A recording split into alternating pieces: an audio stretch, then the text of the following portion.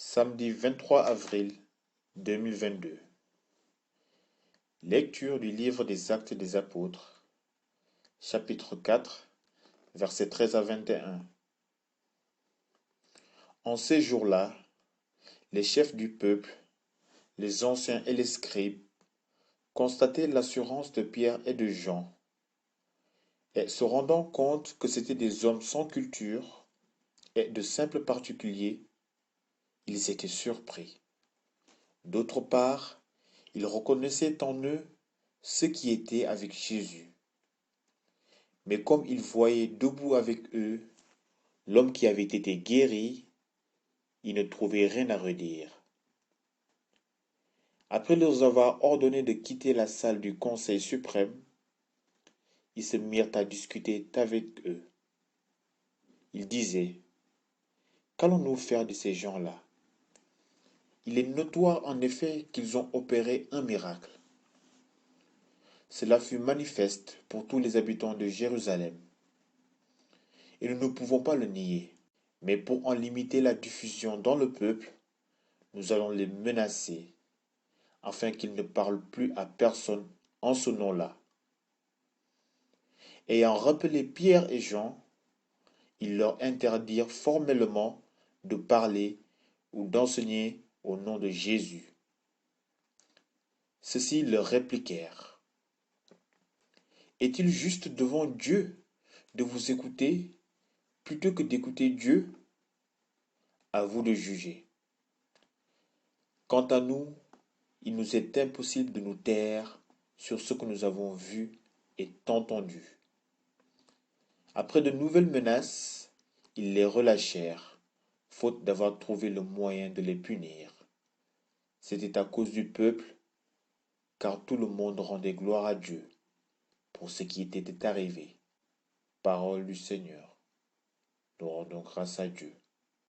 Les membres du Grand Conseil étaient dans l'étonnement de voir l'assurance de Pierre et de Jean, et d'apprendre que c'étaient des gens sans instruction ni culture. Ils sont effectivement sans instruction, mais ils ont passé 3 ans dans la familiarité de Jésus. Et surtout, ils ont vu le Christ sortir du tombeau. La foi, la fréquentation quotidienne de la parole de Dieu sont capables de donner une valeur et une assurance aux plus humbles. L'expansion de la foi ne s'est pas faite sans peine. Les actes des apôtres sont un long récit d'efforts et de martyrs. Quant à nous, nous ne pouvons pas ne pas parler de ce que nous avons vu et entendu. Comment garder pour soi ces choses? Comment se taire quand on a vu ces choses?